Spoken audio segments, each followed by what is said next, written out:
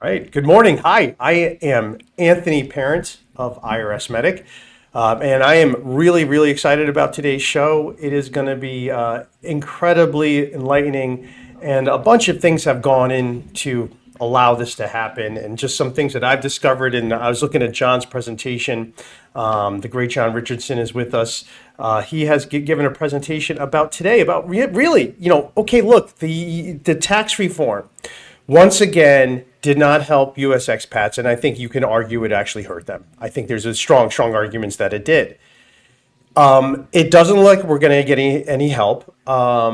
President Trump went silent about it, and I don't know if the media knows enough or is controlled, just not asking any questions about it. So I think we're out, and we got in there. And so with me today, our special guests, Keith Redmond and John Richardson. Just want to give them a brief introduction. Then I have a little bit of a build up to John's presentation I'll get into. So Keith, I want to turn it over to you. Good morning. Hey, good morning. Good morning. So how are your feelings about the tax reform as our resident layperson, the formidable Keith Redmond? What are your feelings on? I mean, it's the same old, same old. I really don't have any hope. Well, I hate to say hope. Maybe I just wanted to leave a little bit of optimism. I do know the ACA and ATR are trying to, American citizens abroad and Americans for tax reform are pushing for donations to try to get the RBT, what they call residency-based taxation, in the Senate version of the big, beautiful bill. I don't see that happening, but if they do something, okay, whatever. All right, well, hey, why not? It's just, I just, it's just the same old stuff over the past 15 years. Well, actually, Keith, you know what? That is a perfect segue for my presentation. It's been going on a little bit. It's been going on a little bit of more than 14 years, in fact. Oh, it's been going on a little bit longer than that, and I'll get to that. Oh, I know, but as far as the intensity. Oh, yes, right, yeah. As far, and I think what you mean by that is the abuse of FATCA has been about 15 years, and that really ramped up the punishments for Americans abroad, and really they put on the forefront of the problem of citizenship taxation. There you go. You're absolutely right about that. You're absolutely right about that. Or front burner, yeah. All right, and I want also to introduce our next guest, John Richardson, the great John Richardson. John is with us today. He's got a presentation we're going to go over, and he's going to be introducing a new concept, a new phrase I've never heard before, but I think it's quite appropriate, and it's called citizenship deletion. So we'll be asking John what he means by that, and actually, it turns out it's the most common. It's the most commonly used compliance alternative for Americans abroad. So we'll talk about that, what he means by that. But now I want to get into my little build up to John's presentation about what to do in these cases. John, weeks ago on this podcast, just put me in stitches with a phrase that he created, and he called it the points of hate. The points of hate that the government has. And that's how you kind of want to look at your relationship between you and the tax code. You want to look at it as like, well, how hated are you by the U.S. government? And that sort of determines how you will be taxed. And so the point is, it's like, okay, if you're a U.S. person, okay, that is a point of hate. Are you a U.S. person overseas? That's another point of hate. And, it's laughing hysterically, not because it wasn't based in reality, because it was. Because John articulated really what happened so much. Now, you might say, Anthony, you're a little bit much here. It's early in the morning, and I don't have time for this. This is a little bit much. I just want to figure out what to do here. And I'm like, okay, fair enough. But let me get to my presentation of something. And this is what one of our viewers had. And by the way, if you would like to comment, please comment. We'll try to get to them as we're going along. I am handling the production, but I do see when we get comments here. And so please, if you do want to chime in, sometimes it's better for us to comment while we're still in that section so we don't have to go back. So we kind of want to do that. So I want to share you something a follower had sent me on a totally different, unrelated he wanted to send me, he sent me this is the Revenue Act of 1862. Okay, so this is the first income tax ever imposed in the United States. Abraham Lincoln, this is his bill. Andrew Prune sent me over this on a totally different thing, but I looked at it, I was looking at the bottom, I'm like, wait a second. Now, If you follow this channel, you may know that the first income tax this country ever had was in 1862, and it was used to fund the Civil War. The Civil War being a fight over to impose ruinous taxation on the South. Lincoln needed money to fight that, so he imposed taxation, income taxation. And so what it was is if you're living in the U.S., if you're residing in the United States of America, you would have if you have a 3% tax on your income between $600 and $10,000. Over $10,000, it goes up to a 5%. So progressive taxation existed before progressive. So there it is. There's your first system of progressive taxation. But what I circled in red, if you can see it there, is that this part right here. If the amount, and I'm sorry for the highlights, Andrew sent this over for another reason, and I couldn't find the original. If the amount thereof exceeding, let's see, and if we look to the right there, we could see if the amount thereof 600 upon the annual, and there's a part here of any citizens of the United States residing, lost it, let me get back to it, residing abroad. Okay, well, if we could see that. This thing's not going away. I can't quite see it. You can make it out there that it's a 5%. It's a 5% tax if you live abroad for the same income. So here is the first time John Richardson, for the first time, the United States government articulates, well, actually, you probably would know if there's another earlier time, you probably would, but perhaps this is the first time. The United States government articulated a particular hate for expats. And in fact, and I just want to kind of explain this, that income tax radicalized me. Okay, that's what happened to me, and this podcast is a big part of it. I used to be one of these constitutional conservatives, right? One of these people like, all we need to go is back in time and interpret the Constitution under the original intent, and then we'll have peace, love, and justice. But then I had sort of a problem because since 2009, I've been helping expats with taxes abroad, and I found some of the most brutal taxation possible, something no one would ever vote for. And so I'm looking at this and confounded. I'm like, well, how do we reconcile, right? How do we reconcile the myth of what America is with when I'm looking at a Form 5471? I'm looking at a Form 5471, and I'm looking at that U.S. Constitution. And I'm thinking to myself, these don't work. There's something going on here. How could it be that bad? If government is a force of good, how could it be that bad? And, stripping away all the mythology, that we actually are doing the work. We're down in the trenches with our clients. We know firsthand what's actually going on, the reality, and how arbitrary and crazy the penalty machine will hit anyone and knock them out. Now, this podcast has been a huge part of my radicalization, and this book in particular, For Good and for Evil. John Richardson and I have recommended this a lot.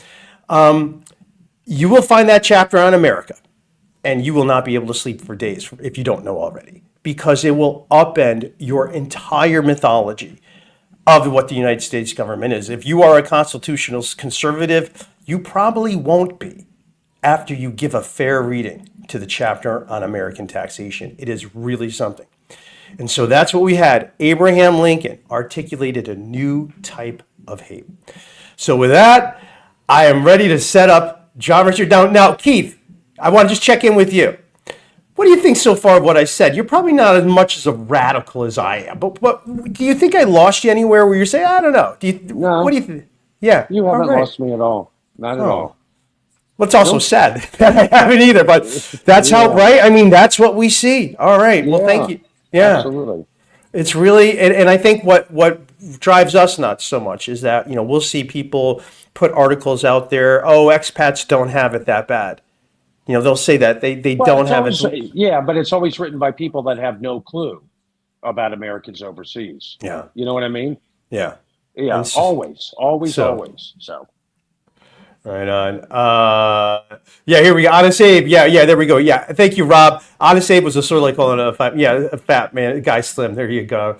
Yeah, so thank you very much. All right, so let's get into John's presentation. This is going to be great. I mean, I was looking at it last night. Very excited to get going on this. Let me get John's up here. Let me move this. Okay, here we go. We are ready to go. Let me just, right on. Okay, cool. And let me move that. And there we go. All right, John Richardson. Yeah, okay. Just one comment on your intro there, Anthony. I mean, there is no question that at the present time, the Internal Revenue Code continues to tax Americans abroad more punitively on what's functionally the same kind of income. So, I mean, this has been a long going thing. Anyway, I put this, usually put these presentations together, between 4 and 7 a.m., on the day we're doing these. This one I did a little earlier. I know. So, Yeah. I had the time to rethink it a little bit. And I didn't have a great title for it, although it is too late for many. But I think if I were to redo this today, I would call this The Courage to Be Free. Okay. All right. Like Which it. I think, a better theme here. And, on that point, so people can argue about, the definitions of freedom, and I doubt there's any one definition of freedom. But I would argue that a necessary condition for freedom is the absence of coercion from a country you don't live in. Okay. I would think that it most certainly includes that. Now, resident Americans will never understand this because, it's sort of like, let's say we have a rule, which fundamentally it is. All American citizens are able to roam free in the United States and the territories. You can roam free there. But if you decide to leave, all right, you are going to be caught by, what's the equivalent of an invisible dog fence, right? Those electric fences. All right. That's a good way. Yeah, a humiliating fence. That's a good way to put it. Yeah. Well, it's a shock thing, that makes it difficult to leave. Now, because the vast majority of American citizens just sort of roam in the United States, in other words, in the part of the geographic world where they're allowed to roam without punishment, they would have no concept of this. But for Americans abroad in general, but most specifically those who are tax residents of other countries, they're living under a constant coercion from a country they don't live in. And I really have got to say, after all these years, that I don't think that American citizens living outside the United States can be free as long as they're American citizens. That's I think I'm going to agree with that. Keith, would you agree with that? Yes, I would agree with that.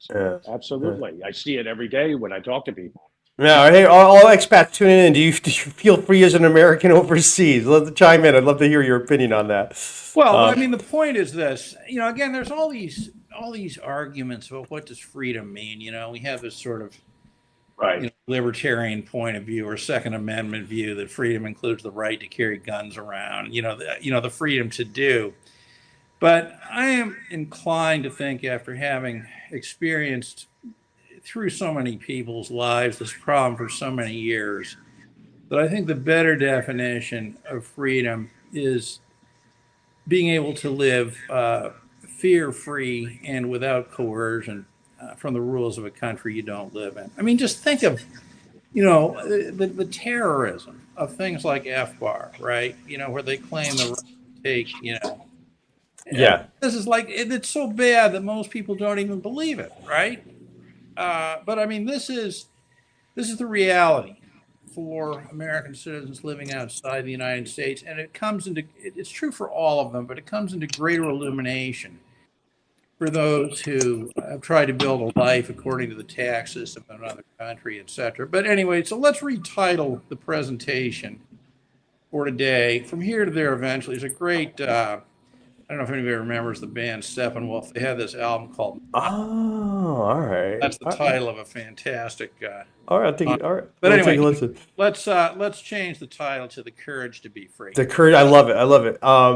And I think we got some comments coming in, some nice observations. And it's just I think, but the freedom from coercion, and I mean that's what we basically have, and that I think most people have accepted the coercion. They actually have accepted it. That's another aspect. Okay. Right, but because and you also we're all as Matthew Johnson says, we're all free to comply. All right, so let's get into it. All right. Okay. Now, you and I agree, all of us agree that really all you can tell everything about a country by its tax code. Now, of course, the tax code says all individuals are subject to worldwide taxation, but it carves out very, very special punishment and contempt for those who are United States persons. Okay, now let's look at how the Internal Revenue Code, the organizing principle of the United States. So, United States person means a citizen or resident. It includes that, and there's more, right? But what they really mean by that is if United States person, the United States claims the right to regulate most aspects, including taxation of your life. And it is, I really, I try really hard, to be open-minded, objective, and reasonable about this. But it is really, really difficult to see, and I'd be interested in comments on this, to understand the U.S. view of U.S. citizenship as anything but a property interest that the government has in an individual. Yeah, and if I could just, and that's really what I was striking when I was reading Lincoln's first, 1862 Revenue Act, which imposed more punitive taxes. And if you're just joining us, thank you so much. We're seeing a lot of people roll in. If you're just joining us, we've been talking about the idea that, the gulf between what the promise of America and what we're left with, and especially how it is taxes, international taxation, far, far more punitively. And I led off with something. I'll just put this back up on the screen here. I led off with this today. This was Lincoln's punitive tax first time. This is the first time where if what's circled in red, if you could read it, there's a 5% tax on the same income if you live overseas. And I think, John, here's the reason why it was that way. Why did Lincoln hate expats? Well, this is the reason. Because they refused to fight in his war. And so the perception was like, you have a bunch of draft dodgers going up to Canada, probably some of your ancestors, I would imagine, not wanting to fight in a war, bloody war. And so Lincoln was really outraged that these people wouldn't fight in his war to impose ruinous taxation on the South. So he was so angry at them. So how dare you? Now, of course, you could buy your way out of the draft, but not everybody had that kind of money, So, some people decided to go overseas. Now, there really wasn't a lot of enforcement overseas because there wasn't a whole thing. But the point was, no, we want to punish you. How dare you be a traitor? How dare you be a traitor to the whims of the president of the United States who wants to divide the country and fight each other? That's what this is about. That's why expats are taxed. It's really it comes from the government's deep-seated hatred for people who won't fight in wars for the government. That's where it comes from. Well, Anthony, I think it would include that, okay? But I think that U.S. citizenship, we speak of it as being a property interest, but what a property interest would include is that U.S. citizens are fundamentally instruments of U.S. foreign policy, right? Okay, yep. So, for example, I assume it's still true that there's prohibitions on traveling to Cuba if you're a U.S. citizen, right? Or the corrupt foreign practice, this sort of stuff, right?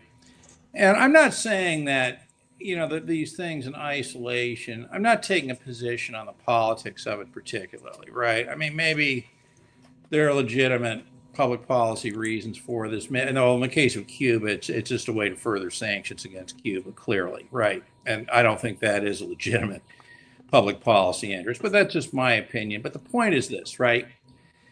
That the U.S. views its citizens, okay, as I think the property of the United States. They own the earnings of the United States, and things like the transition tax guilty, they'll come into other countries, overrule the tax rules in other countries, saying, look, buddy, you're harboring our property in your country. We own their income, right? And things like guilty transition tax, even, were really a preemptive tax strike, right? A preemptive U.S. tax strike against income that was properly sourced in those countries. So, I don't think there's any question about this at all. But this will be completely invisible to U.S. residents who You see, you can only see if you're free if you try to leave the farm, right? You know, Yeah, right. Then what happens? And and this is an oft repeated line. You could tell everything about a country by its tax code. yeah, That is no probably the unofficial motto of this channel. But It's anyway, just so true. let's see what's happening with Let tax reform. All right, yeah. So let's go here. Yeah. And I do have these accounts up here for. I have a screen share I can get up here of what you shared with me. Oh, I mean, this stuff is absolutely unbelievable. It's pretty crazy. Who think this is made up. But I think that particular phrase, I like that phrase from the presentation. Think about that for a minute. So you want to go back to the slideshow? Oh, here I just want to show. Here's the link to the real stories of these are these real people. stories.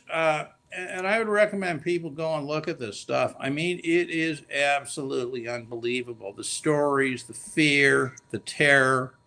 Yeah, and I'm gonna put a link to the super chat. Yeah, so check that out after. And I think, John, when you were mentioning, when you were telling me earlier in the show, you said, I've been going through this with people, and when I was looking at this, like, yeah, here's the people. Real life people, and so, before you criticize, you kind of have to know what's happening, but that doesn't usually stop a lot of people, right?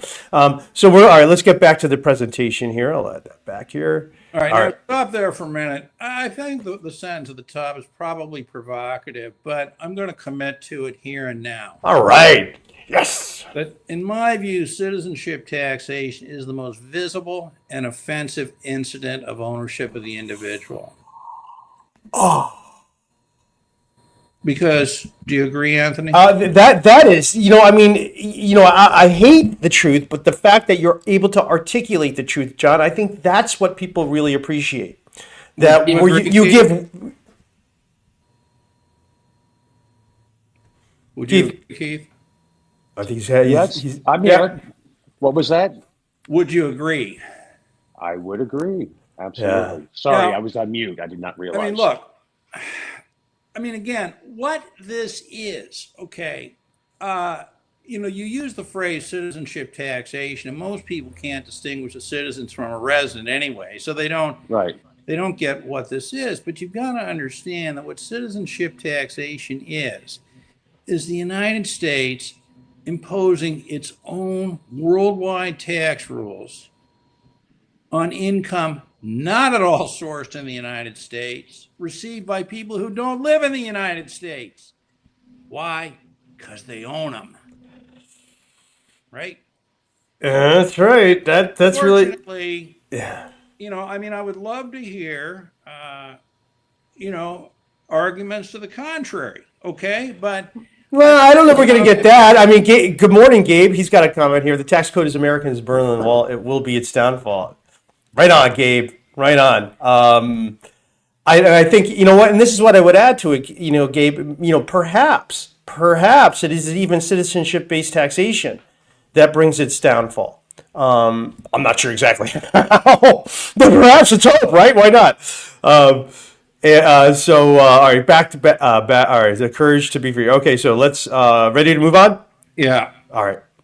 Okay, now, and then we say, well, why does this continue going on? And and the reason is that Treasury, Congress, the legal profession, the tax academics, they do not understand citizenship taxation in this way.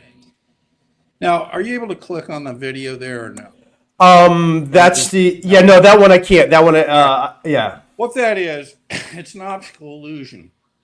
Where 1 minute, in fact, when you look at that, you can see a young woman and you can see an old woman. I can't see. I see her now. The old lady. The problem is that the way Americans abroad see this is completely different from the way resident Americans see it. Because resident Americans see it, and here's how they see it, okay? I've sort of figured out. They see it as, well, this is just a U.S. citizen. They have trouble making the distinction between citizen and resident, but they get a benefit we don't. They get the foreign earned income exclusion. I mean, like how can this be a problem, sort of thing, right? So the problem is not that they're ignorant, although they clearly are. It's not that they're malicious, although many of them are. It's that they really cannot see this for what it is. Okay. So it's the blind making policy for the blind. And, and I've read in the last few months, there have been a number of articles. You can go to the next one, next slide. Articles written by law professors and that, okay, about this, generally in justification of citizenship taxation. And it's so blatantly clear they don't understand the issue because these articles typically talk about foreign earned income exclusion and tax. They never talk about guilty, FATCA, foreign trust, all of these things, where the problems are. Well, and also, and I think we could just, I don't need to be too controversial, but there's just going to be an inherent bias in academia, and hear me out on this one, that people in academia don't look at compliance as that big of an issue. They don't think it's like, oh, well, come on, you just file your return. Yeah, they're W-2 people. And they're W-2 people. And well, no, they'll have their investments. Trust me, those law professors have their investments. Yeah, but it's often just their investments under the U.S. Internal Revenue. Exactly, right, exactly. And they have a great relationship with their CPA. Their CPA does it, and they just like, what's the big deal? You talk to your CPA, you do it. And that's their inherent bias. They can't imagine that somebody would have these are people with the highest reading comprehension imaginable, right? They can't see. It's like, well, maybe someone only has the 6th grade reading level. How do you think they're going to be able to do this? No, those people, and they don't even think those people exist. That's not the issue. The issue is they have no comprehension of the issue. That's the issue, okay? And they're not, and I don't think they can comprehend it unless they elevate their understanding of this area of taxation to a level that they really do not have the time or the incentive to do. I will be very clear.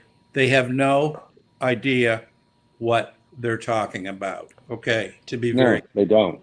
Next. And I would say one example in particular is the late Elise Bean, the claimed author of FATCA. She was a professor at after I'd read in her obituary. She never claimed it during the FATCA hearing. She claimed to be I'm not sure. Oh no, she claimed to be a professor, but she actually worked for Carl Levin in the congressional. And so Carl Levin essentially it sounds like he wrote FATCA, but it made it seem like it came from Elise Bean. But that's what you're talking about with academia. Academia wants to propose laws like FATCA because it creates more jobs for academia because you get to talk about it more. Well, whatever the reason. There's lots of, and I would say there's probably lots of reasons. Now let's look at what's happening contextually. The relief for Americans abroad. Now this has been, there's been a lot of effort from a lot of people, various groups over a lot of years to try to get relief for Americans abroad. Some of it has been legislative, et cetera, but a point that I want to make here, right, which really comes from your introduction, Anthony, is this. There is, I believe, agreement that the big, beautiful bill is not, in fact, revenue neutral. Okay, it's not revenue neutral. No. Yet they are claiming that somehow revenue neutrality should be a goal to eliminate citizenship taxation. Thank you. Right. So really, what we the hypocrisy is quite evident. Well, it's hypocrisy, but it's on a level of, I would say, trying to kind of, how shall we put it? They're trying to suck and blow at the same time. Okay. Right. All right, but I think that's worth pointing out, right? Because the holding bill, for example, my understanding stalled because of an inability to score, et cetera. Now, Keith, I would not be as negative on this as you seem to be in your introduction. I think we all agree. What's that? Well, I think we agree that so far, there's been no success for Americans abroad. But, yeah, there are groups, trying to get some of this into a Senate version, et cetera. And I would also say that, that even if it doesn't, the long run, there's no question this is going to be fixed. Okay, there's no question it has to. and it will be fixed. What we're really talking about today is, does the long run matter for, the existing generation of Americans abroad? That's what we're really talking. Does the long run matter? Well, it certainly doesn't matter for the people today who are being screwed and the people today who need to make a decision and who need to either decide to keep their U.S. citizenship or renounce. So each time when they see something not getting into a bill, it just ups the ante for renunciation. And I think Well, that's I where, think- and I think that's where we well, are. or deletion or something. But look, let's Right. look at this for a minute. Yeah. I am not, over the years, I've become less and less sort of sympathetic to Americans abroad Yeah, I agree. as individuals because, they kind of walk around as if somebody else should be solving this problem for them, groups, this, that, and the other thing. And they're generally not supportive. But I think there's a deeper psychological problem for many is they don't want to be free of the United States. They might not like, the requirements of it. But, U.S. culture is, the programming is very, very deep. And, I think Yes, that it to is. some extent, renunciation really needs to be viewed as, do you have the courage to be free? Okay, because a lot of people won't renounce because they don't have that, right? As bad as it is, they'll just keep going. Yeah. And, it's interesting. Over the weekend, I received an email that this 97-year-old woman who, I've known casually for, 25 years or something, had died. And, I realized that, for many of the years that I'd known her, I'd been involved in this project, helping Americans abroad and that. And, it kind of reminded me that life is finite and that, people's useful lives are finite. And, so that leads us to the question of, I think we agree that the long run prognosis for change is positive. But the question is, does it matter, again, for this existing group? But let's continue on here next.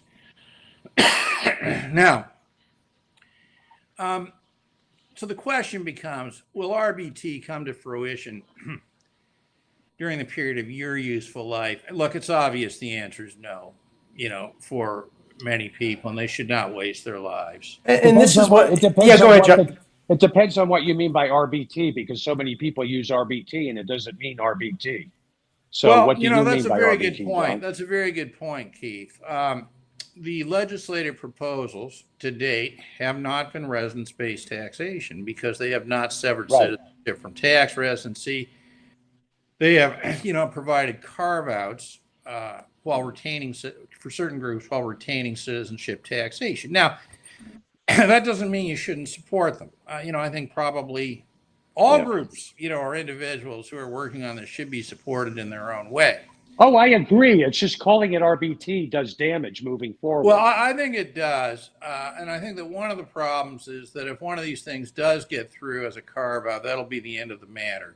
Correct. The effect of it will be to legislate citizenship taxation forever. For this reason, by the way, my own view is that a regulatory fix is preferable because it leaves open the possibility of a permanent legislative fix. But that's a different discussion. And that is true. And as we've been, if you've been following this channel, John and I have been discussing that citizenship-based taxation could be changed by regulation quite easily. We've covered this a bunch. And so the fact is Donald Trump could fulfill his campaign pledge simply by rewriting the regulations. Well, that is exactly right. And that's another reason why. I don't want to suggest that any of this is imminent or anything, but I think I would make the objective point that President Trump's pledge to end double taxation did not specify how it would be done. Right. That's true. Okay. So the fact that, the Hood bill is widely seen as supporting the president's pledge, whether it is or, it's widely seen that way. But it is a legislative fix, right? And that's not the only game in town. But in any case, we support everybody who's working on this problem. So next. And I just want to interject here because as we're talking here, I'm only thinking the only possible way that we would end citizenship-based taxation is actually if the income tax goes away. Because the only way to end citizenship-based taxation is for the US government to no longer see us as a property interest. All Americans. That would have to be the fundamental mind shift that would allow the government to give up its property interest. We are 100%, every which way, no matter what you are 100% a property interest of the United States government. And if you don't like what they do and you do something different, the tax code is designed to punish you because you weren't a patriotic American. You should have stayed in the United States, and you should have just had your W-2 job and just shut up and save money for your retirement. That's what good Americans do. Sorry. So I just, go ahead. I think, I mean, I agree with you, but I think it's a little strong. I think what is needed, I don't think the United States, I think all great powers abuse their citizens. Okay, or control. I think they have. Well, then are they great? I mean, that's not. I mean, that's kind of what you need to do. And I don't see any change in the attitude of the United States towards its citizens. I mean, to be clear, I mean, I don't think most Americans are aware that they have no right to leave the United States without a passport. They have no right to a passport. I don't think they know that they have no right to vote, et cetera, right? But in any case, what needs to happen is for the United States to no longer view income taxation as the right way to reflect the ownership of the individual, right? So maybe this can be done through the fair tax, which I would support. I mean, I would support anything that gets rid of the income tax. It's not just a problem for Americans abroad. Yeah. It's destroying the country generally. But Right, and I think just a housewife. Well, you're more than just a housewife. This is a great point. Even if you renounce, we have the government going after people like Roger Ver in bizarre ways, and really threatening people who try to leave. And you have an exit tax that doesn't appear to be constitutional, that the government imposes and has, it's just vicious, and it's vicious. You're like, how dare you? Because the whole point, and and this is the selling point. This is a legitimate selling point of why this was put in there. It's like, well, if Americans renounce and they die, the government misses out on its property interest of the estate tax. So, hey, look, if you're going to screw the government out of their property interest in your estate tax, well, hey, buddy, we got the exit tax. We're going to get you either way.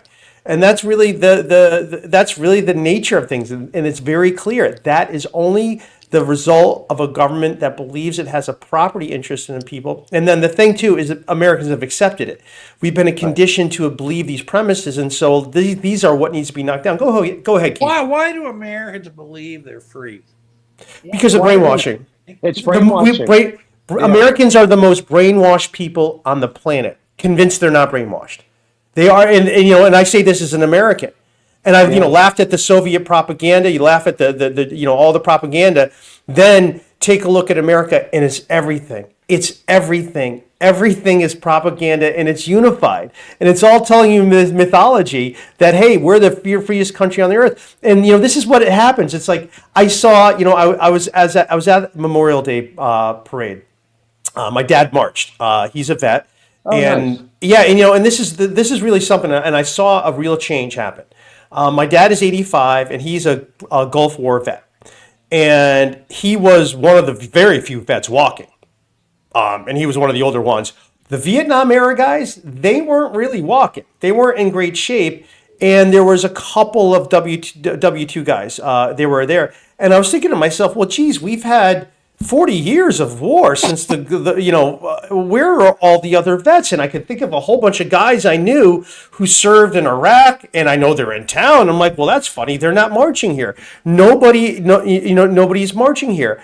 And I'm really starting to think that we're starting to see the whole older, the ways of the past. And like, you gotta, and I don't think it's wonderful because I'm looking at my boys, and they don't know the programming that went into patriotism. They don't know that everything, and I was trying to explain to them, you got to understand, when I was at this Memorial Day parade, 6 years old watching it, it was veterans. I mean, I was there. We had World War I guys going. I remember that. And now it's sort of gone. And I'm thinking to myself, well, geez, there doesn't seem to be the pride in the service of America anymore. And I think probably with good reason. So I think things are changing, but that's what needs to happen is that Americans need to wake up because we are absolutely the most programmed people on this planet. It's not even close.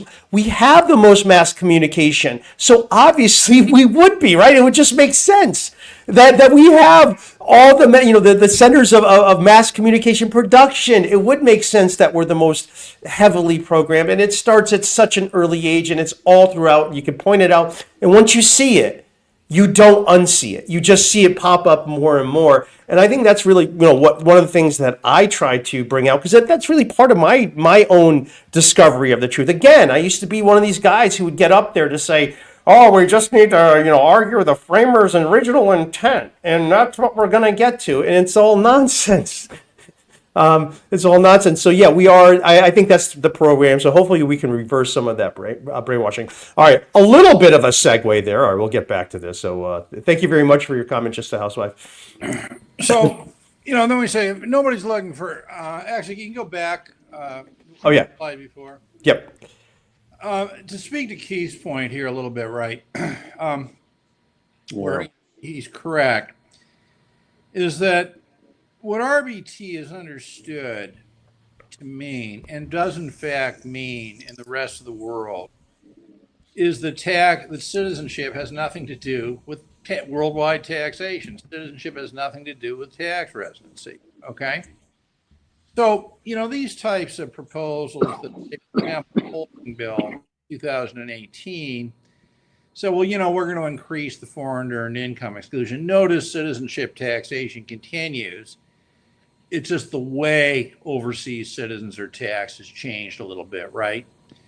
And the only thing that's a permanent solution to this is completely separate or sever citizenship from tax residency.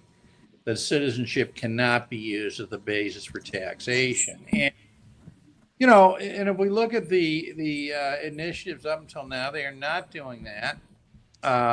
They want to retain citizenship taxation, but suggest certain groups of people who should not be subject to it, right? And that's a help for the people who it helps, but it actually reinforces the problem. Right. Anyway, next. Go ahead, Keith.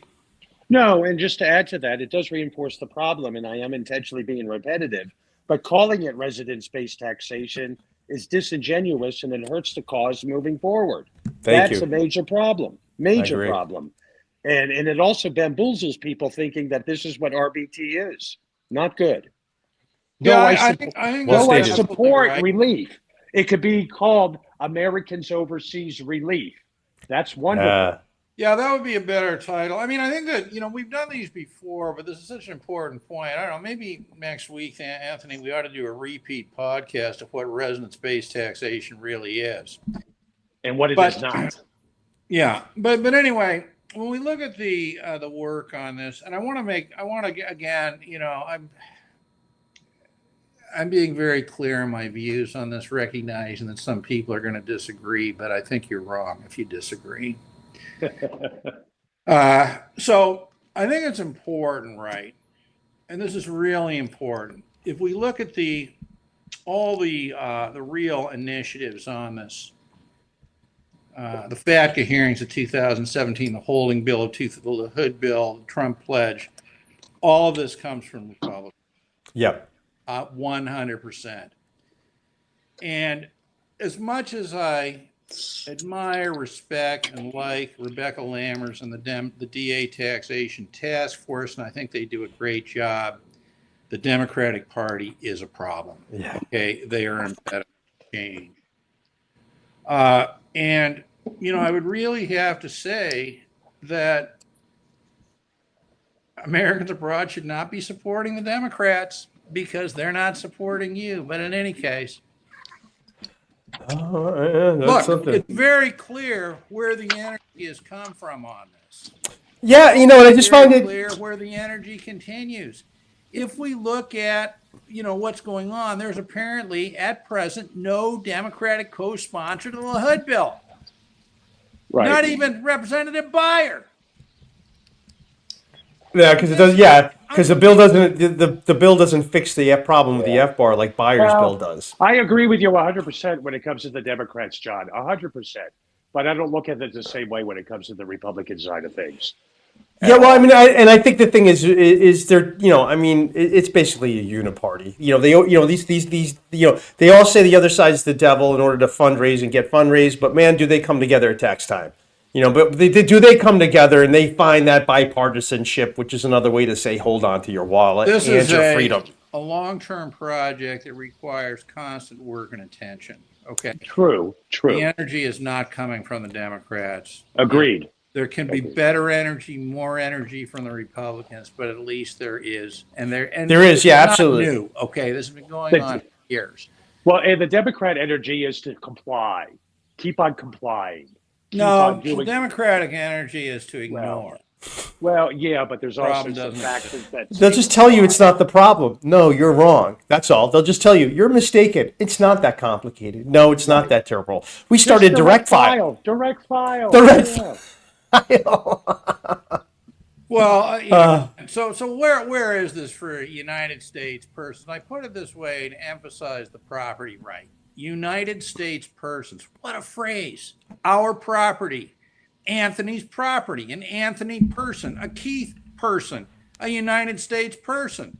Yeah, it's a claim of ownership, right? And the language is very, very telling. Yeah.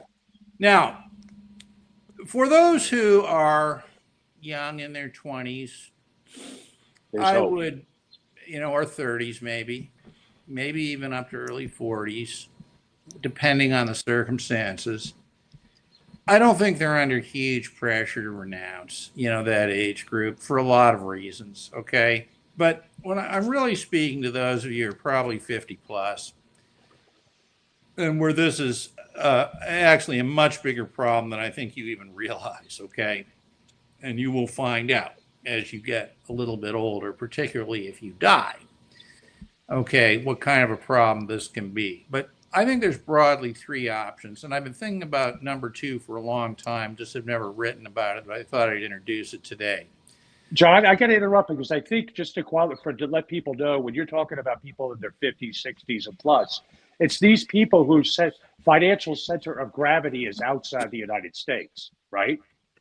Yeah, I mean, if you're just a permanent retiree abroad, what the hell difference does it make? It doesn't, right? It doesn't. Right. Yeah, and I think I'm it's talking very specifically about people who live permanently outside the United States and are tax residents of other countries. That's what I'm talking about. Okay, and often with a foreign spouse, and often with a non-U.S. spouse. Often with a foreign spouse. Right. Just want to clarify that. That's all. And often, mostly they're in the U.S. tax system and they are being destroyed. Right. But in any case, here are the three objective options, and then we'll talk about them. The first is citizenship renunciation.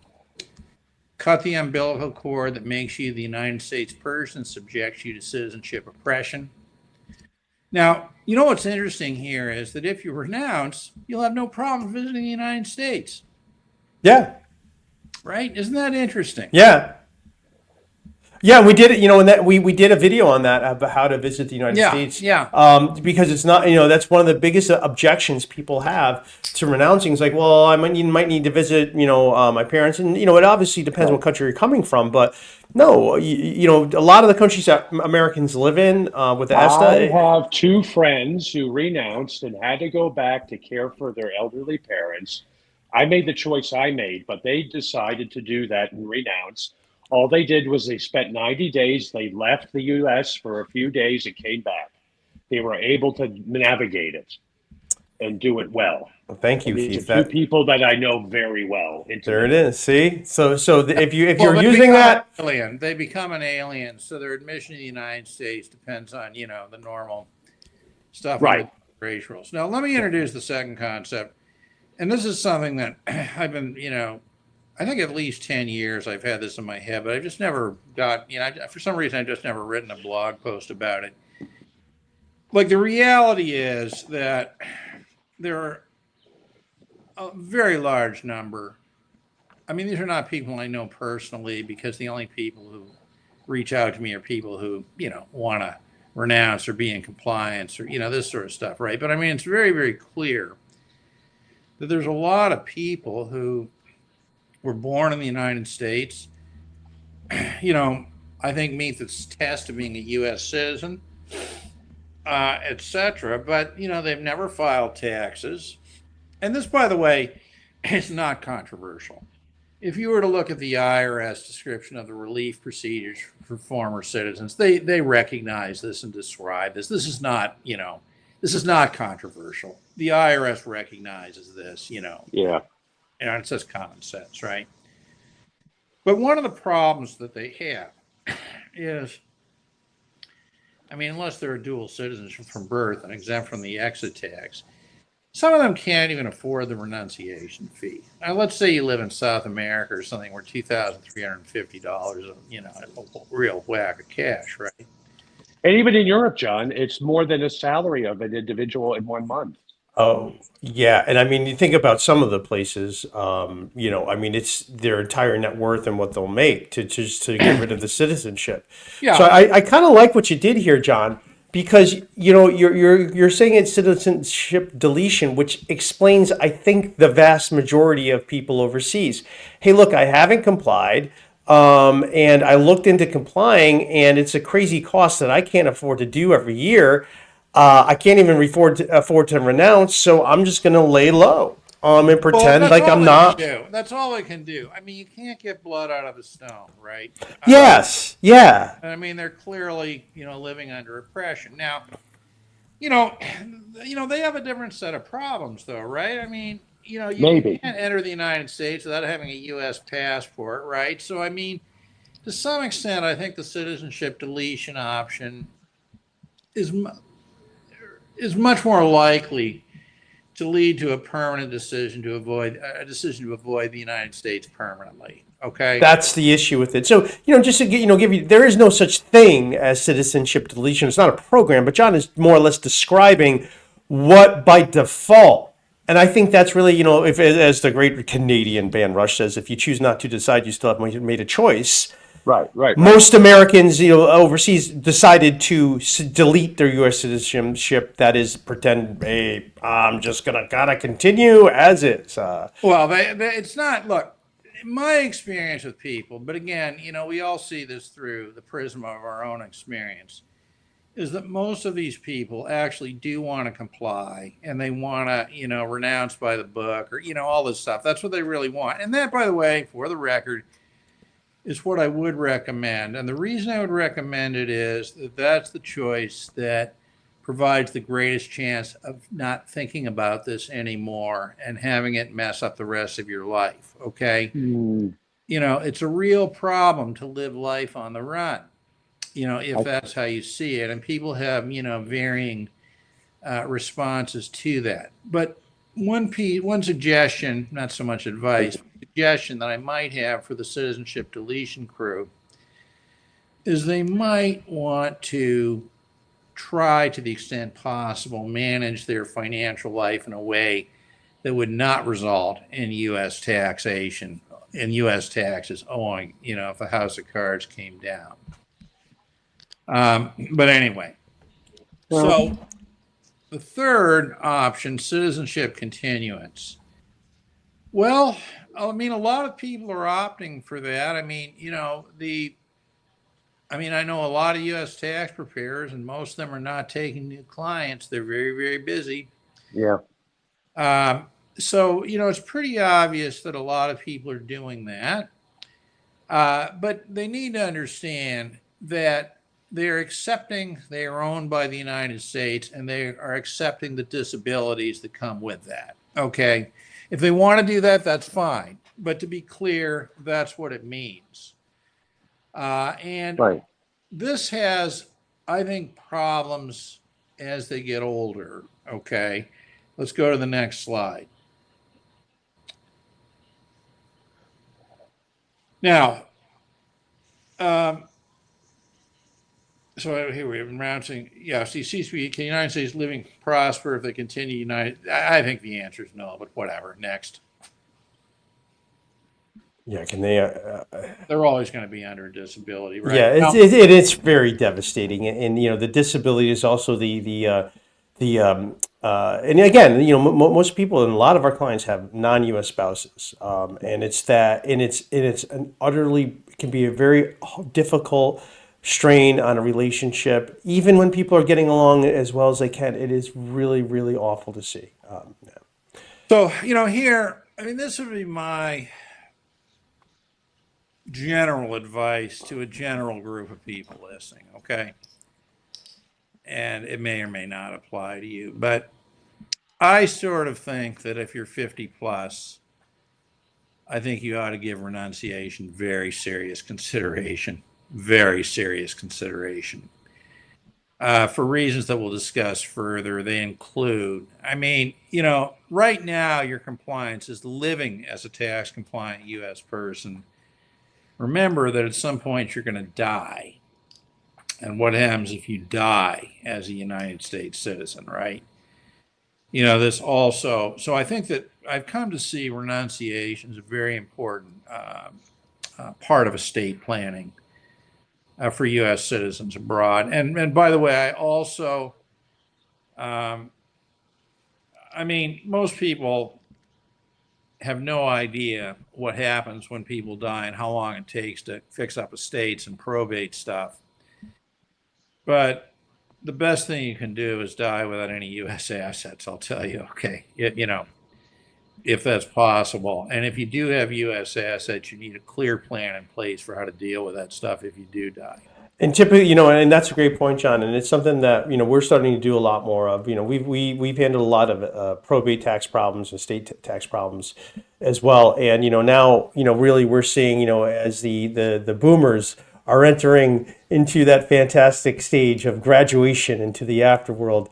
We're seeing a huge uptick in the needs for these things. And so what I would tell people, this is often where if you're living overseas, you have U.S. property, you're really going to want to look and have on a trust, putting that into a trust, because it could really give you some benefit. Not to say a probate process is automatically terrible. It's not, and you got to get your opinion. You got to be aware that attorneys across the country will have a bias because states vary in their probate process. Texas is one of the best.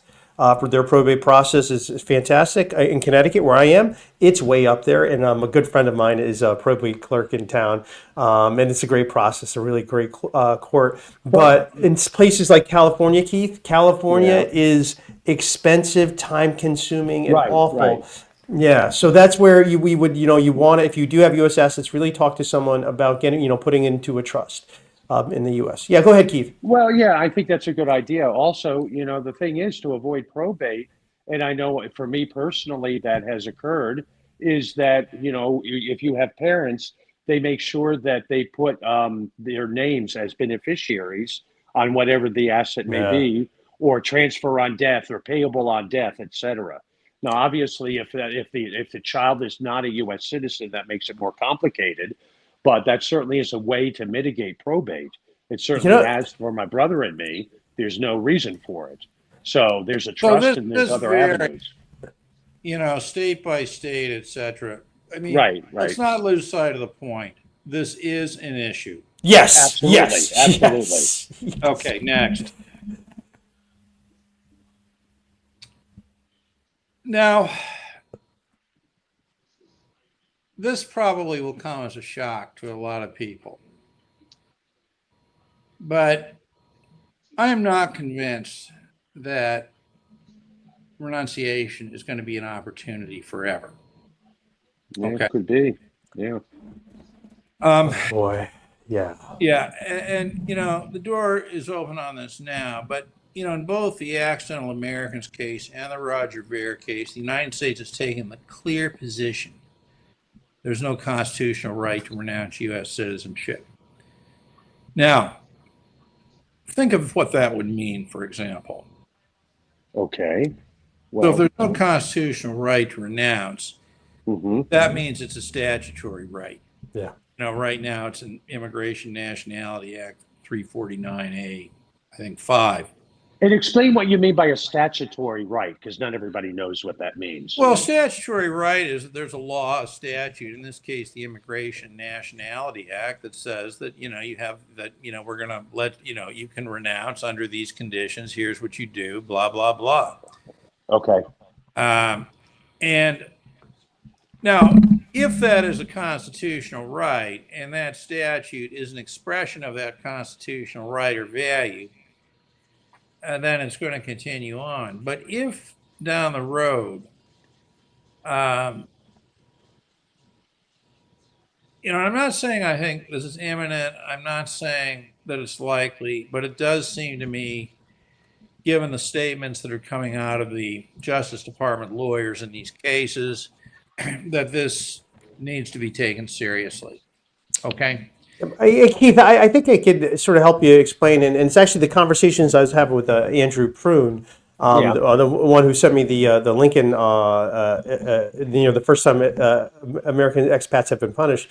The fact is this, and this is something I did learn in law school when I was, when I was a constitutional conservative, that what do we mean by Constitution? The Anti-Federalists had an argument. It's like, we don't want to write down constitutional rights, because if we write down constitutional rights, the curse of negative implication will ensure that the narrowest reading of whatever we write down will be the only protected right. And the argument back from Madison was like, well, we don't even need a Bill of Rights because a government is only limited with these things. And by the way, we already have constitutional rights, lowercase constitutional rights. Well, it's like, well, if there was no signed constitution, what do we mean by constitutional rights? Well, constitutional rights don't have to be written. Weren't. They really weren't. Rather, these were the foundational understandings of law and of life that evolved from the common law. Myself, I would love to be ruled by the common law, because the common law developed with the betterment of future generations in mind.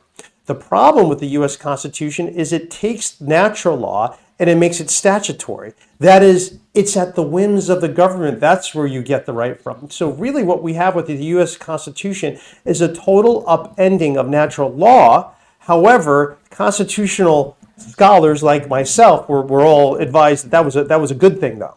But that's really the problem. So that's really the problem. What we have is that our fundamental rights, which did not need a Bill of Rights, our fundamental rights did not require a Bill of Rights, and the Bill of Rights have actually been used to limit rights. And we see that all the time.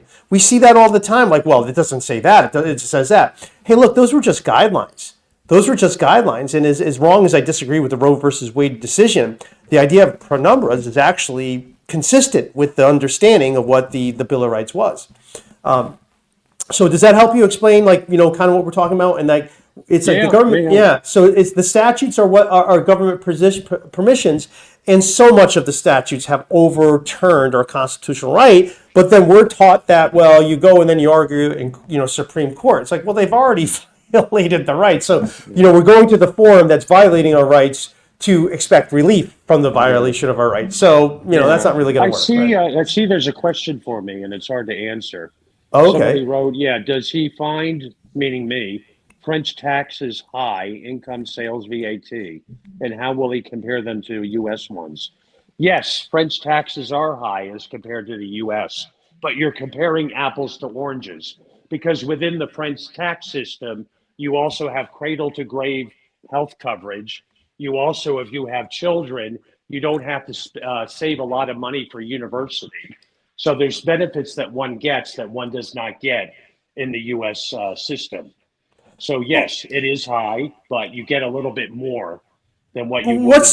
Keith, what's the process like for filing French returns? How difficult are they? It's not difficult at all. What they do is it's actually filled out for you. You receive it in the mail, and when you go over it and you add anything that they may have forgotten or check anything that may be an error, you sign it, you send it in. And if you owe some money, you send in a check. If you don't owe any money, in a few weeks, you get a refund. And what's nice is you can actually go to offices and sit down one-on-one with an individual should you have any questions about your taxes or your tax return, and get that direct input on what needs to be done. Keith, what you're describing is somewhat of a cooperative process. It's somewhat of a cooperative. Yeah, I mean, it's It's not not perfect, but it's a lot right. better than the U.S. system compared. Those are the two systems I know very well. I had a Right. situation where I was called by a U.S., not a U.S., a French tax official, stating that I made an error on my French income tax and that I was due a refund and that it would be sent in the mail in a couple weeks. So it's very user friendly, I should say. Yeah. Yeah, and that's a really, it's not just the global taxation, but how it does. You have to swear that you understand this document. That the U.S. tax code, the tax code alone, just the statutes, 3.2 million words. By the way, I looked it up. The one big beautiful bill will amend, add, change about 50 to 100,000 words. So it's not really that was just one thing. It's like it's not that big of a reform, guys. Whatever it is, it's like there's a whole bunch of stuff that's exactly as terrible as it was, and then some things have been added to it. All right, I think we beat up that slide enough. We'll move on to this one. All right, John, what do you got here? All right. There are some other considerations, and that is, and we've talked about this before, but U.S. citizens who don't have the dual citizenship from birth exemption are under, and have U.S. citizen children, are under tremendous, maybe not pressure, but they're highly incentivized to renounce before they hit the 2 million net worth thing. Because Right. if they reach the 2 million net worth thing and then renounce, okay, basically they're not going to be able to leave their assets to their kids without that horrendous reverse tax. So, I mean, I don't want to, I just want to remind people of that problem, okay, that on renunciation, without the dual citizenship from birth exemption,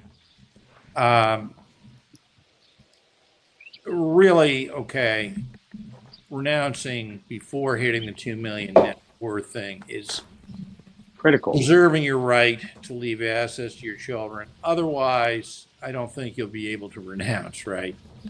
Okay. I don't know, John, can you explain that a little further? Because if you pay the exit tax because you've gone over the $2 million threshold, aren't you done then? You are done. You've equivalently severed ties with the IRS. Well, you're done, but there's Section 2801 of the Internal Revenue Code. Remember, you pay the exit tax because you're a covered expatriate.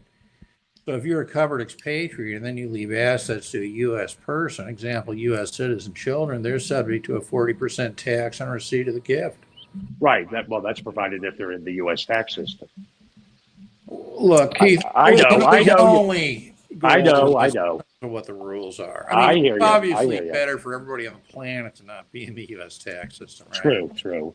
And I think here's really the difficulty of it. It's that $2 million threshold, and you can go over it. There's planning opportunities too. There's if you go over, but it's so difficult to know where your life trajectory is going to go. It's like, okay, am I really? That's really the problem. That you have to. The people that get to be free are those who have the discipline to actually know what they want. I think that's going to be required. Right. You have to know what you want. And then you will find your freedom. But if you're like, well, I want to keep all my options open for any contingency whatsoever, you might not, not be able to. That's Anthony. Right. And I think, Anthony, that's a point that I would make. Okay. Now, I'm sort of. I mean, you make a good point, Anthony, but you can't have your cake and eat it too. You know what I mean? Sometimes. Yeah. No. I mean, and I think that's the position the government puts you in. Yeah. Like, wow, you really need to define it. Are you sure, buddy? Because, it's all by design. I mean, it's a difficult thing. Yes. The cost of these options gets greater and greater. Okay, and we have this fear, this human fear of losing things, right? And I understand this, and I agree that this is a problem.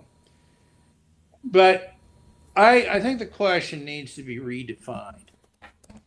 All right. And the question is no longer, look, I believe U.S. citizenship has value. I believe all citizenships have value. Yes. But the problem is that it is incredibly oppressive and difficult to maintain if you're living outside the United States as a long-term resident in another country. That is clear. The question is it valuable to you?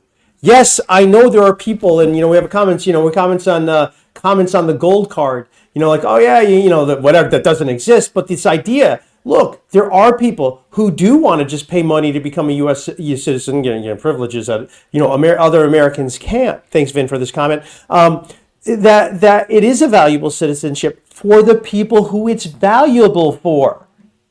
For the people who they're looking for a whole American experience, and they're like, yep, we're going to move there, we're going to do the whole thing. They want it, it's worth it to them. But if your life is not in the US and your financial center of gravity is not in the US, it might not provide you any value, but rather reverse value. A lot of reverse value. The point An is, albatross. Yeah. I Yeah. think entirely easy and reasonable to both understand that U.S. citizenship has value and to understand that it is a disability going forward if you keep it. So the question is, are you willing to live under that disability? Or I'm beginning to see the question is, do you have the courage to be free? Well, and the great point on this, because Borchel's pointing this out. Hey, look, good point, because yes, we see adjustments all over the place for tax brackets adjusted for inflation. We see that all over the place, but we don't see inflation being helpful in reporting requirements. The FBAR, the claimed FBAR authority of 1970, that was a $10,000 threshold back then, right?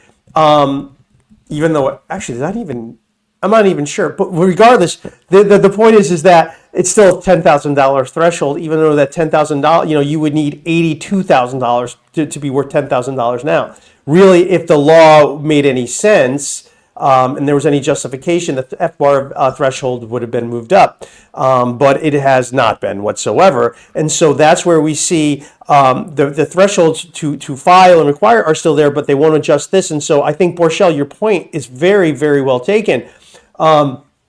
Who knows? As the Federal Reserve prints more money, we need more money, and these things go up, and taxes are going up everywhere. So I would say, yeah, you might become, just because you're over $2 million doesn't mean you're rich, right? You could be a trillionaire in Zimbabwe, but that might not be helping you all that much. And so the same $2 million, Anthony, is if you live in downtown London, Toronto, Vancouver, you can cross that hurdle with a middle class house. Okay. Yep. Very true. And the real problem with the exit tax is not the deemed capital gains, the problem of the way to tax pensions. That's the real problem with it. But basically, the effect of inflation is to draw more people into these punitive scenarios. It's interesting, though, that FBAR penalties by legislation have been moved up to compensate for inflation, right? So they're trying to, this is like the purest form of evil you can imagine. They are trying to. They are really something, have their cake and eat it too. Oh, they just, God, the amount of hate. That, I think, all right, so so we're talking a little bit more about estate planning. We talked about this a little bit. I'm finding in my own sort of life working with people that renunciation, let me put it very neutrally, that the question of U.S. citizenship is relevant as one contemplates the end of one's life and death. Okay? Why? Because, there has to be, executors administer these estates. They start asking questions about citizenship and this, that, and the other thing. And then all of a sudden, at a very difficult time for, people in your life, not only are they dealing with whatever's going on in the country of residence, but they have to deal with the whole U.S. tax apparatus. And just because of the logistics of that, I think many people ought to consider renouncing regardless. Okay, before they're ready to die, because I think it will definitely simplify the administration of their estate. It will also force them to, address head on, what does it mean to die with U.S. assets, et cetera, et cetera. But anyway, Yeah, and I think just and Keith and I have just Keith and I have just gone through death. Keith lost both his parents. I lost my mom.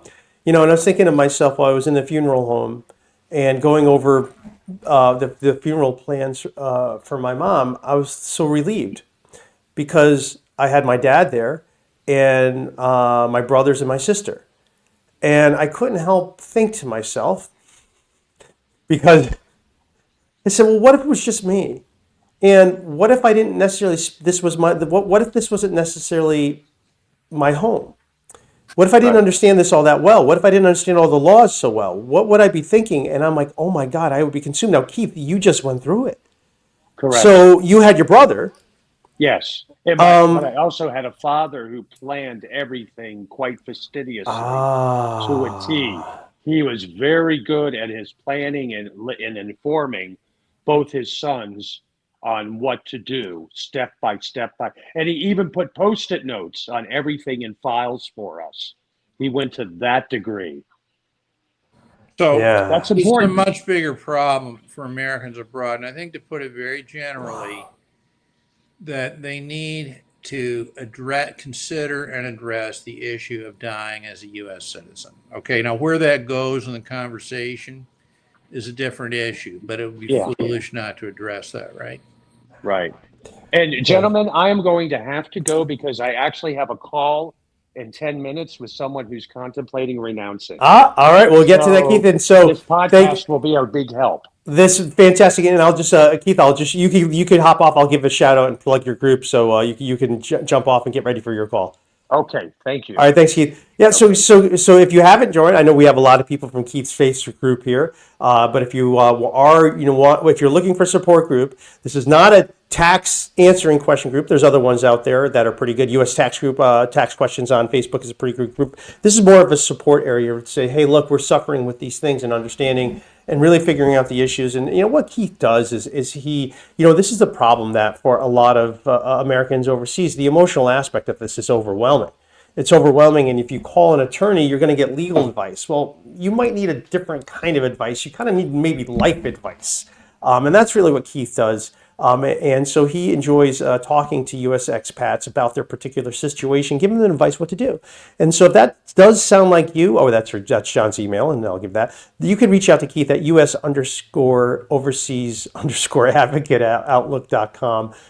You can email him there and just tell him your story. He'd love to talk to you, sort of advise you on, maybe your best options about what to do about your U.S. citizenship curse. By the way, there's often little surprises for people, and we mention it briefly in a second. The dual citizenship by birth, that is a fantastic. If you have dual citizenship by birth, you are the best American possible because you can renounce and not subject to the exit tax. In many of the ways that the income tax breaks the whole equal protection clause quite easily. In many ways, it does segregate. It does punish you based on your national origin. No question about it. All right, so we'll continue. So we do always appreciate Keith Redmond for joining us. And again, here's a link to his Facebook group if you haven't joined. If you're on Facebook. All right, so John, let's get to us. We have a lot of people have joined us today.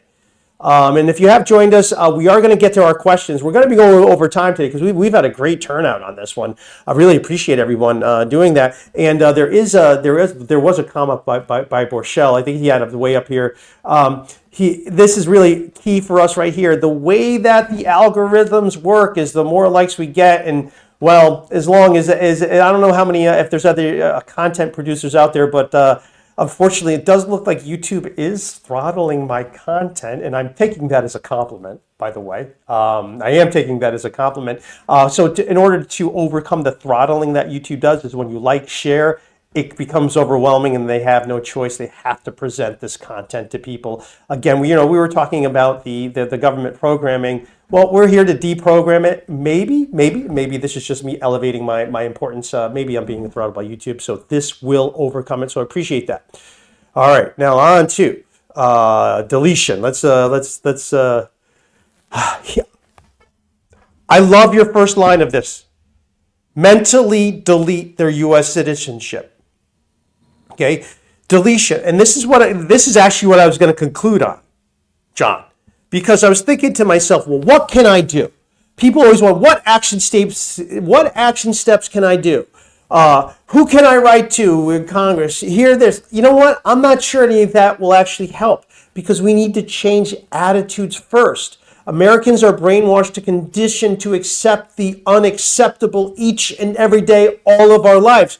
What you need to do, and this will cost you zero money right now that you could do, is to delete your U.S. citizenship mentally. And what I mean by that, maybe you mean something else, John, is to delete the propaganda. Start looking at this country from an outside observer, not someone raised and programmed by the U.S. education system, but look at it objectively. Start looking at facts objectively. Start listening to the stories written by the losers. Maybe they had a point. Maybe might doesn't make right. Maybe the whole concept of the United States of America, that power begets justice, is just founded on complete nonsense. So really the best thing I think everybody could do is to just delete your U.S. citizenship mentality. Start doing that. And I think that actually touches on my number one frustration, where I get really upset and will go on my rants a little unhinged, is that's really what will do it. And I would say, if you are willing to pay the bucks, if you want to do something that costs a little bit more than free, get this book, For Good and Evil. It's on Amazon. The Impact on Taxes and the Course of Civilization. This will open your eyes to what we are truly dealing with, because what this book is a survey of historical taxation.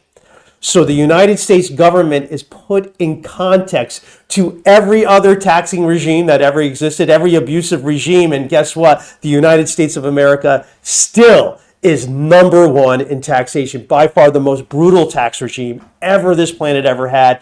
And this book puts the United States of America in its proper context so that you can truly delete your U.S. citizenship in the mind. Now, John, was that anything what you meant by that?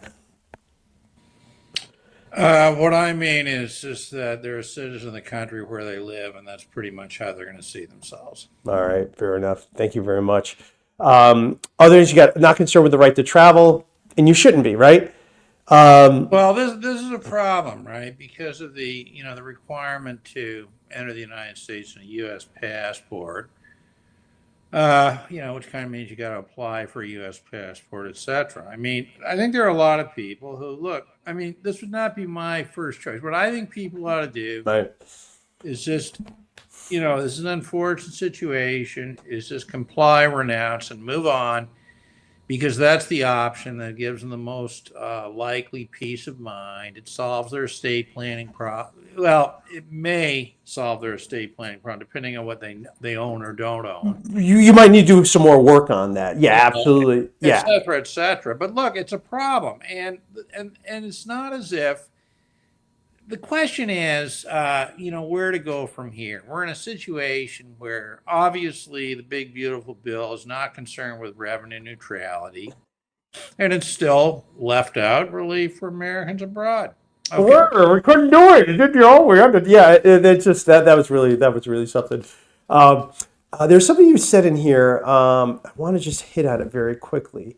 What I would just say this is, like, this does describe a lot of people overseas.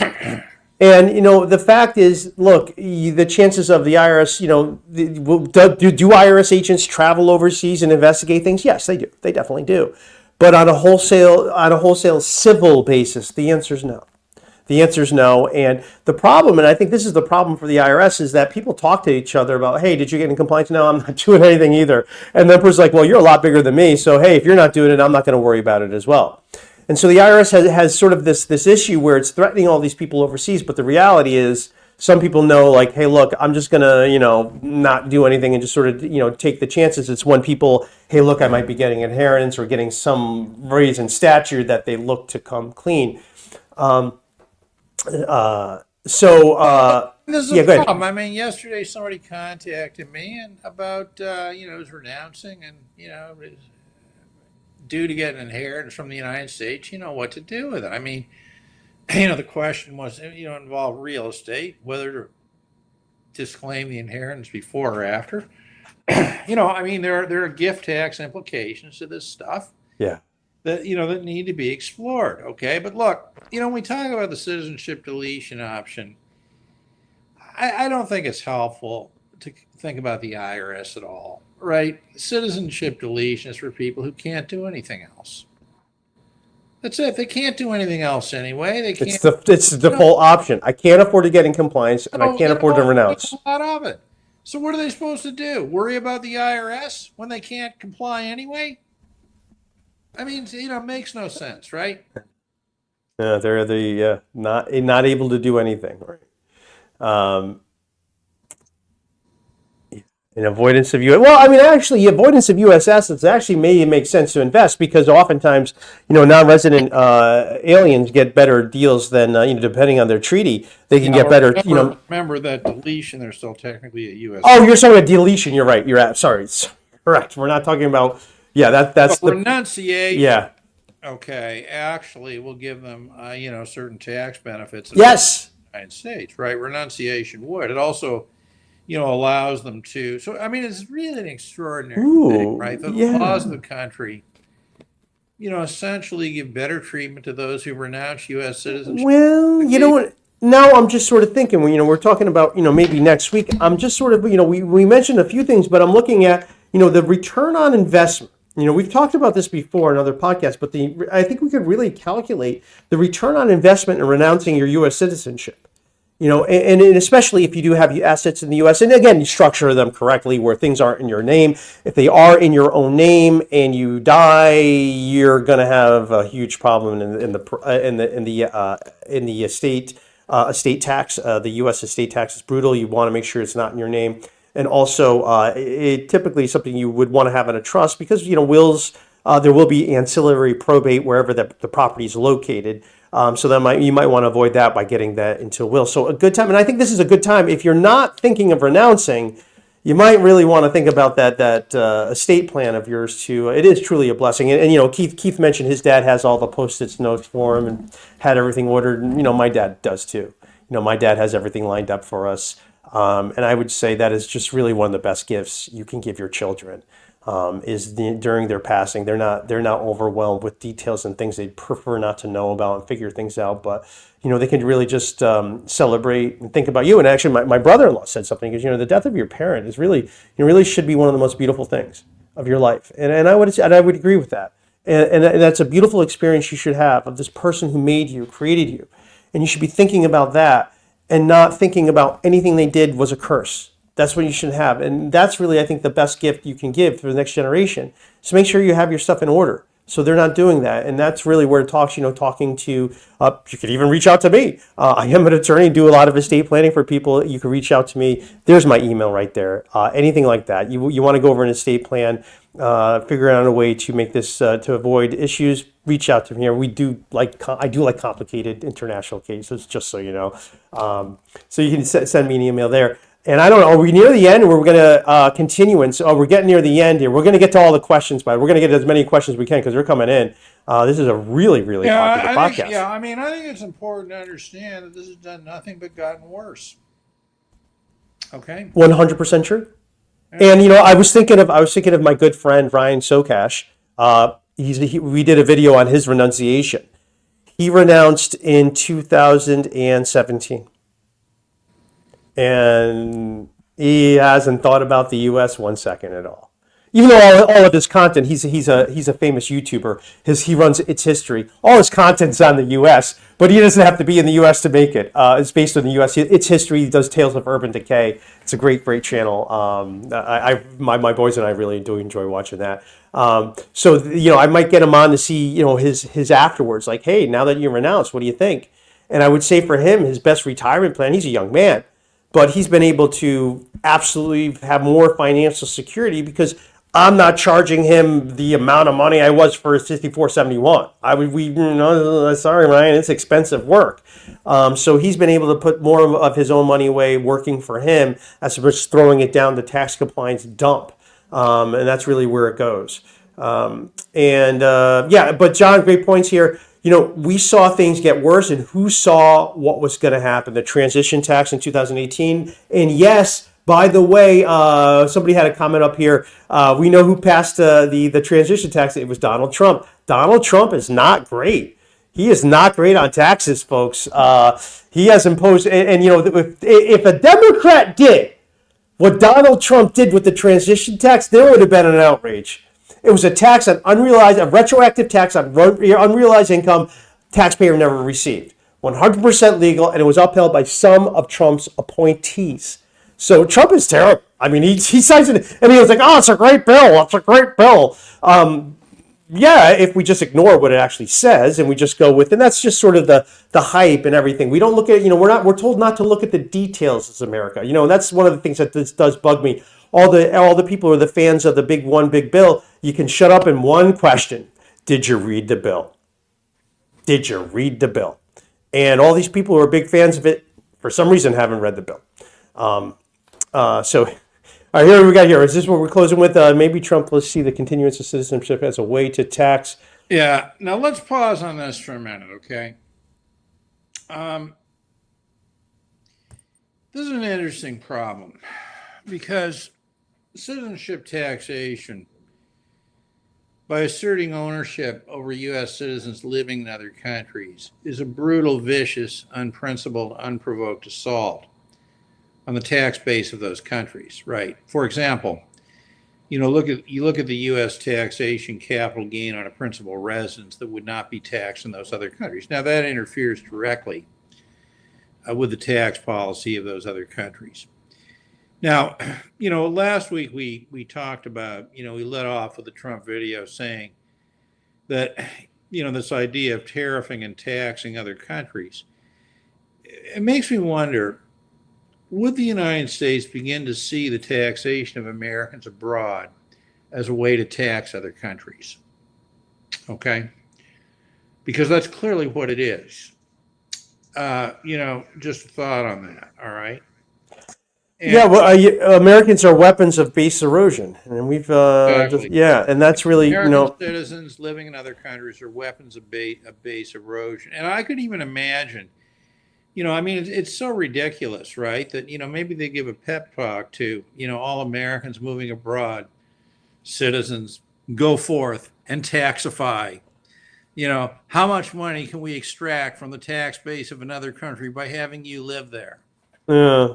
You know, I mean, it's really, you know, it's another problem. But, you know, apparently, you know, after all these years, there's a lack of awareness and concern over this. You know, we talked about the 899 tax last week, and there were some, you know, so-so articles in the Toronto Globe and Mail about this, you know, minimizing it, saying, well, you know, it only applies to the, you know, digital. And then, you know, these people are so, I mean, they so miss the point, right? Yeah. Debate becomes whether a digital services tax is a good tax.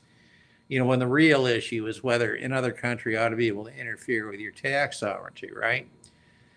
But the problem is that, and there was not a single comment, well, other than my own, pointed out the absolute hypocrisy when the 899 mentioned Yeah. extraterritorial taxation as an unfair tax. You know, when the United States is the leading country to do that. Yeah. So, Truly, you know, the truly. question is, I mean, how can this be going on and people, you know, not being aware of it, whatever? But I mean, this is another risk, right? You know, I think along with, you know, just the risk of laws changing, because if you look at the, you know, the Biden Green Book, really going back for a 4-year period, what was most striking was the discussion of moving U.S. taxation to include a number of non-realization events, right? Deemed sale of assets, stuff like that. Now, that is certain to cause double taxation, you know, because of timing differences in other countries. And, you know, and I'm not saying this will necessarily happen, although I certainly wouldn't rule it out, because these things, you know, begin as sort of discussions and then, you know, somehow or other they get slipped in. But my impression is that the community of Americans abroad views their situation based on the current laws and sort of assumes that those laws will be the laws that continue. And the evidence has been completely to the contrary. Yeah, and I think just go back, like as you said, all of this, who saw all of these terrible things back when, and they keep adding. So who knows what more terrible things we have? We did see some of the things in the tax reform bill, but there could be new and more exciting things in further bills and in further regulations. As John and I have discussed multiple times, there actually is no FBAR law. There's only an FBAR regulation. The regulations say that 31 USC 5214 authorizes an FBAR, and no way, shape, or form does it. And it's very disheartening to see that no attorneys have taken a Loper Bright position to say, look, guys, we're so divorced here. These are not legal. So hopefully that does change. I do think I have a client that I will be going forward with that claim. So hopefully that will sort of put the Treasury down. The Supreme Court has ruled that there needs to be a connection between the law and the regulation, and it just simply doesn't now. And that's just one aspect of it. So, but again, my point isn't that the terror just doesn't come from the law. And in fact, John's that's actually the problem is the strategic uncertainty put out there by Treasury. People aren't sure what to do. They're not sure. And when asked specifically to define things, Treasury decides not to.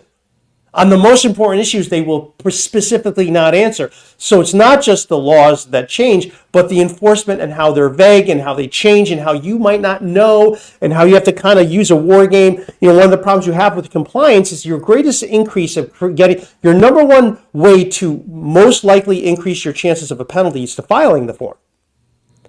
Filing the form is the thing. So when you file the form, that's when you need to be the most careful. Not filing, that's pretty easy. But when you file is really where you need to get the expertise and make sure little things are done right, unfortunately. All right, so, this is more on the return. Yeah, good estate planning. It could be renouncing your best estate planning. Could be renouncing your U.S. citizenship. As we said, the title of this podcast, and we have an incredible viewer count here. We're doing great today.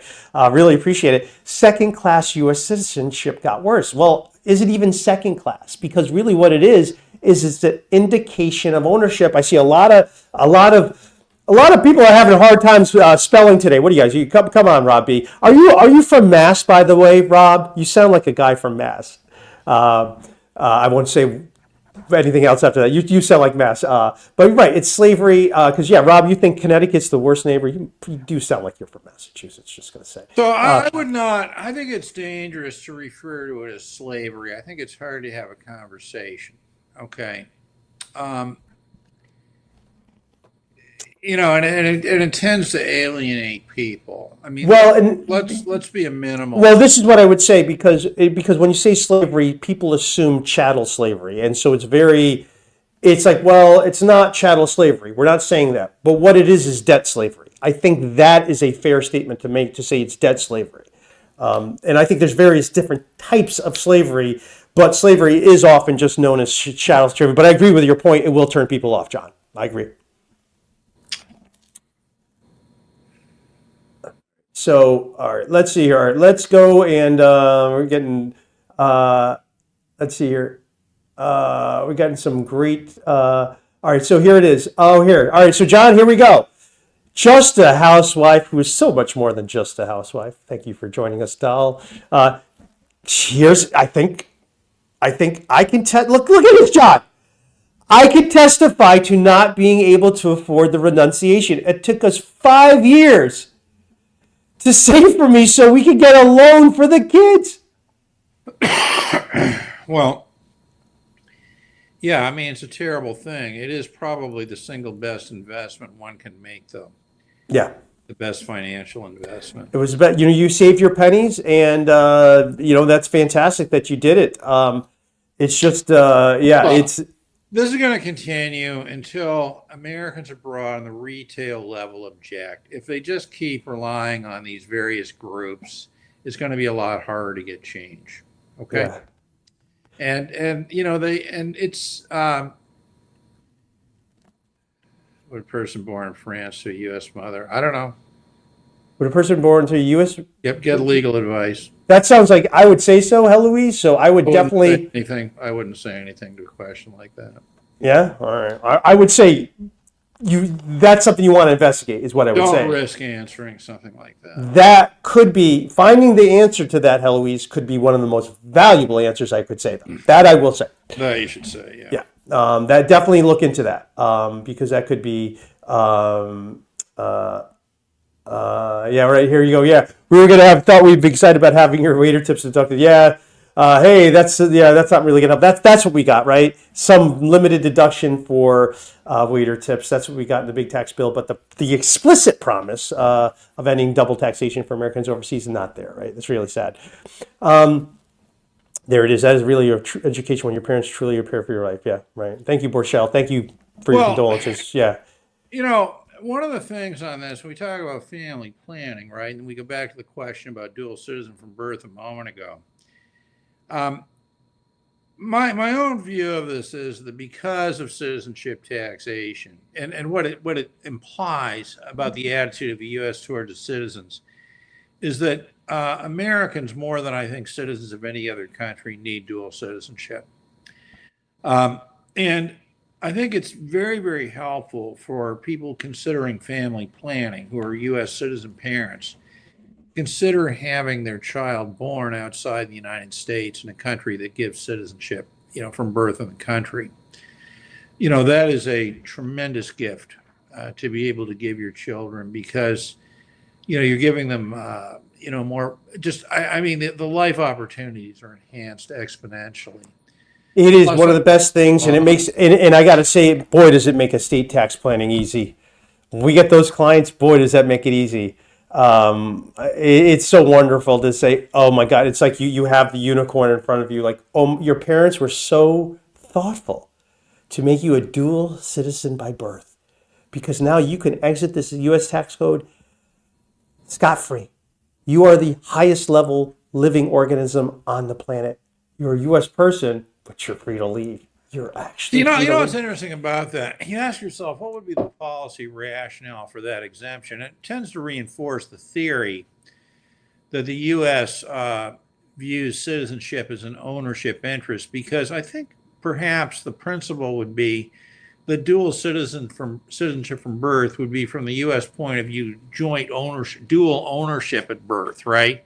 Another country has ownership as well, so it's essentially, etc. I mean, this is really, really bad stuff. Okay, it's really bad. Anyway.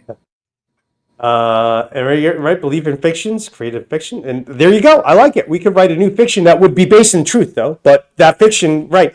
You can't convince someone they're wrong, but you can create a new mythology for them to believe. It's a lot easier. So maybe that's the way to go.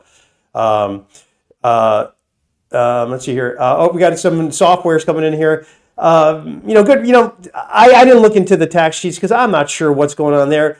I'm not really sure what's going on with that. But what I could say is that the things where we need relief, like I would just say, did Trump campaign on a promise of pardoning these people? No, but he did campaign on a promise of ending double taxation for Americans overseas.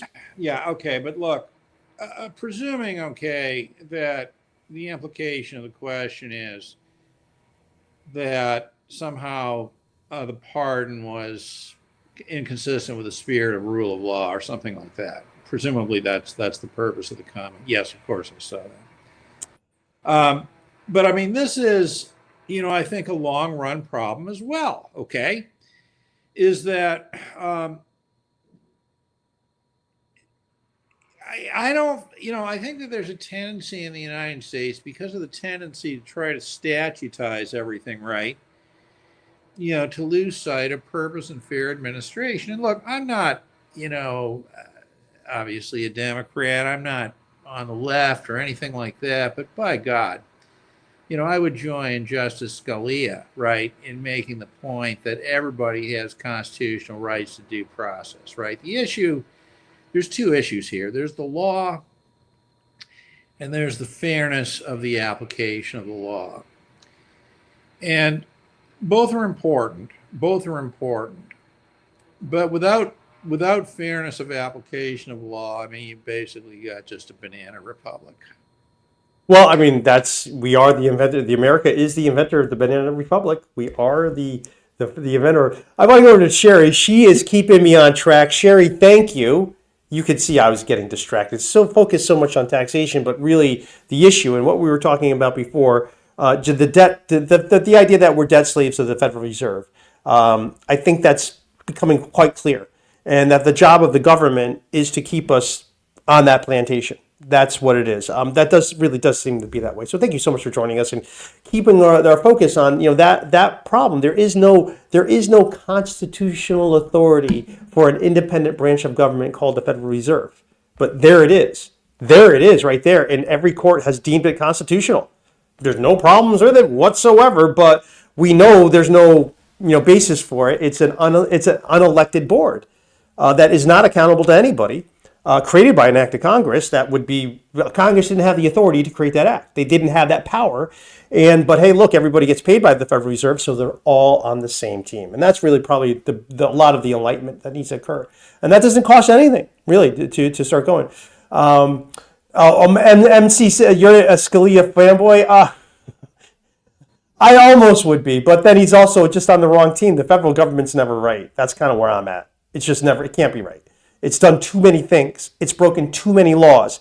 It's broken the common law. It's broken the Constitution. It has way too many. It has a history of intentionally breaking the law, and especially with taxation, to punish Americans from the onset of this. So 1791, that says tax in 1791 was the first tax by the United States federal government, and a brutal tax.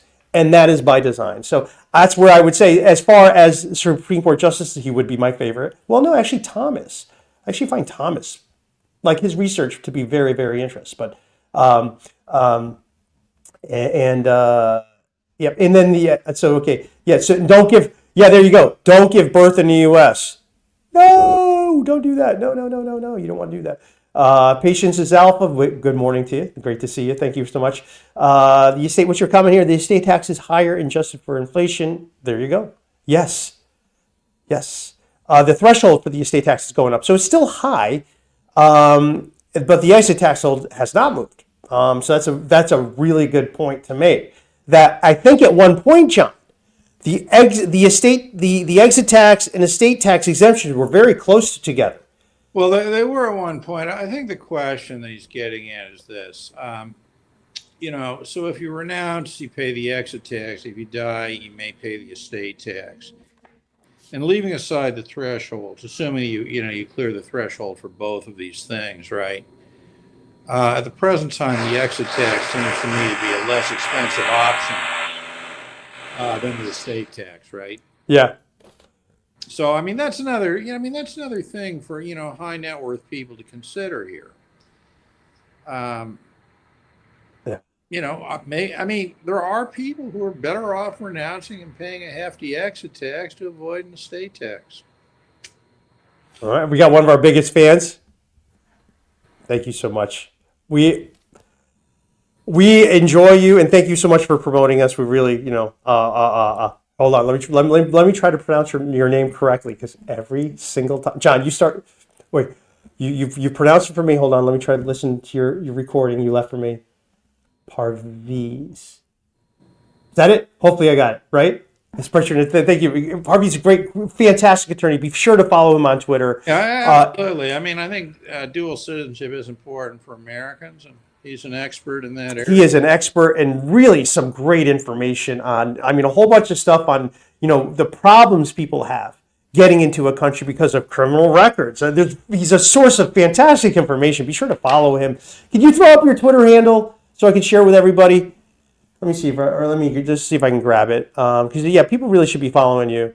Where are you here? All right, he knows how to get this stuff. Yeah, he knows how to do it, so he'll do it. Yeah, put that in the chat. All right, great. All right, so I think we're about done here. We had awesome. We have had a lot of people today. We've had a lot of people joining House Republicans. Just a few more comments. Yeah, of course. House Republicans, of course, they're in on it. They're the same team. They're told what to do. You know what I mean? When you read this thing, you're just sort of thinking in one of Ronald Reagan's greatest speeches, he said, facts are stubborn things. Sure, there's a lot of blame to go around, but all of the legislative energy has come from the Republicans. That's it. Yeah, that's true. That's true. Okay. That is true. Yep, very true. Final comment here. We're just talking about Thomas, best Supreme Court justice, and right. I would abolish 99% of the federal government, and yeah, I think that would be about right. If we were going to have a federal government, I would say your ratio is correct on that one. I agree with you.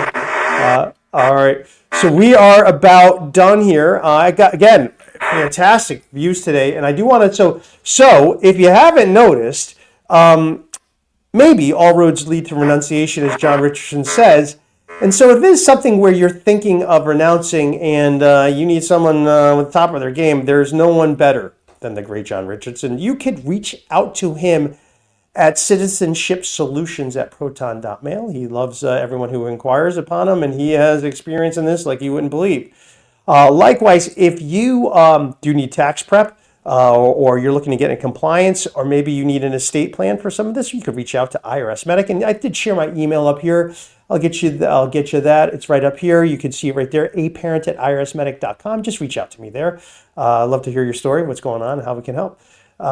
And then here's John. You can find him on Twitter at Expatriation Law, and Keith as well. You can find him there. He has left. But again, I want to thank you so much for our regulars who showed up and some new people. John, I think we set a new record for today. I'll tell you afterwards. But we set a new record for views today. So I really want to thank John. He provides the intellectual backbone so that we can dive into these issues in a way that makes sense. And I got to just say, another fantastic presentation into this, John. I love your concept of citizenship deletion. So again, let's follow the advice of one of our viewers here. Be sure to like, comment, share, do all those things to overcome the bias that YouTube has. They want this content. They don't want people to see this content. They're afraid of people finding out what the truth is. But you can overcome that by sharing, commenting. Talk to your friends about this. Let's raise the frequency of Americans' understanding. As Borchell says, hit that like button. Your comments, they all help get this video up there in rankings so that the truth can get out. This is Anthony Parent for John Richardson, Keith Redmond. Thanks so much for watching.